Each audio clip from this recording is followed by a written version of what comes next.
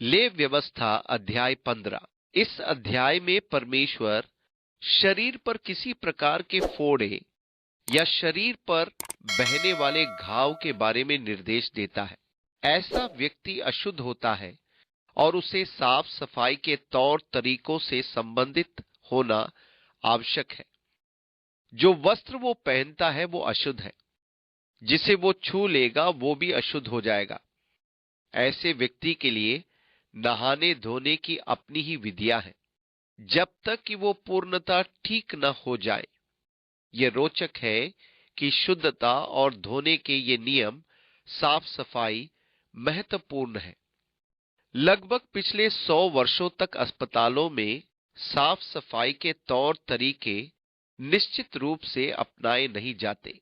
Doctor हाथों को और कपड़ों को उचित रीति से नहीं धोते थे। उनका मानना था कि उनके कपड़े जितने अधिक लहू के रंग होंगे, वे उतने ही अधिक प्रभावी एवं सक्षम दिखाई देंगे। वे एक रोगी से दूसरे रोगी, एक ऑपरेशन से दूसरे ऑपरेशन, एक प्रसव से दूसरे प्रसव तक एक ही कपड़ों में चले जाते थे। कहने का अर्थ है कि वे सफाई पर अधिक ध्यान नहीं देते।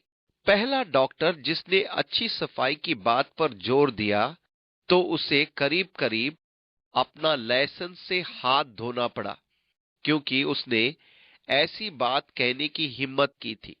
इसके कारण वो मेडिकल क्षेत्र में मूर्ख समझा जाने लगा था, जब तक वो आंकड़ों द्वारा ये प्रमाणित नहीं कर पाया कि अच्छी साफ सफाई द्वारा रोगियों की मृत्यु दर में गंभीर रुकावट आई है, विशेष करके जच्चा बच्चा के आंकड़ों में। अतः 100 वर्ष पूर्व तक अस्पतालों में सफाई पर अधिक ध्यान नहीं दिया जाता था। यदि उन्होंने परमेश्वर की व्यवस्था पढ़ ली होती, तो वे साफ सफाई की आवश्यकता और उसके मूल्य को समझ जाते। परंतु बाइबल ये नहीं कहती कि स्वच्छता का स्थान परमेश्वर के बाद दूसरा है। ऐसे शब्द कुरान में पाए जाते हैं, बाइबल में नहीं। परंतु फिर भी इसका अर्थ निश्चित ही है कि साफ सफाई बहुत महत्वपूर्ण है। बाहरी सफाई परमेश्वर की व्यवस्था में यही सिखाया गया है। कहने का अर्थ ये नहीं कि इसका संबंध धार्मिकता है, परंतु आपके शारीरिक लाभ के लिए है। साफ सफाई रोगों की रोकथाम और अच्छे स्वास्थ्य के लिए महत्वपूर्ण है।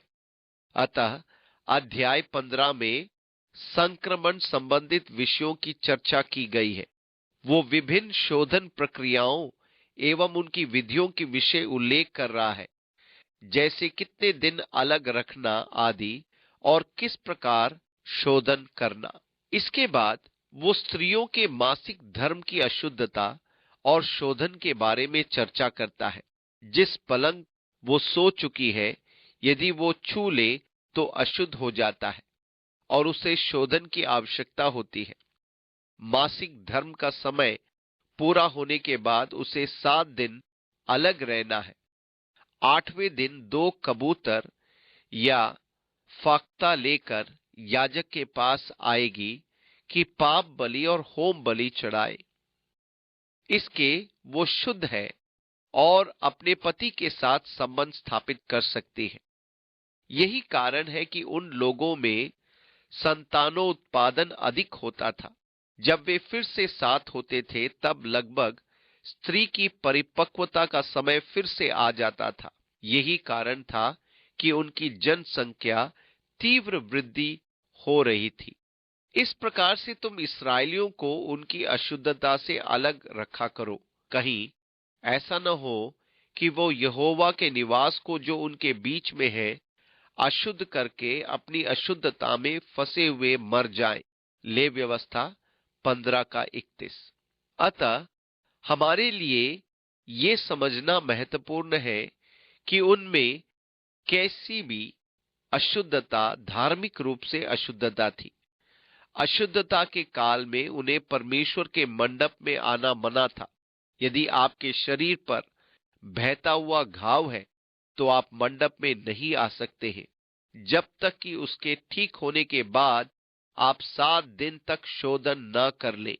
आपके कपड़े आपका शरीर आदि।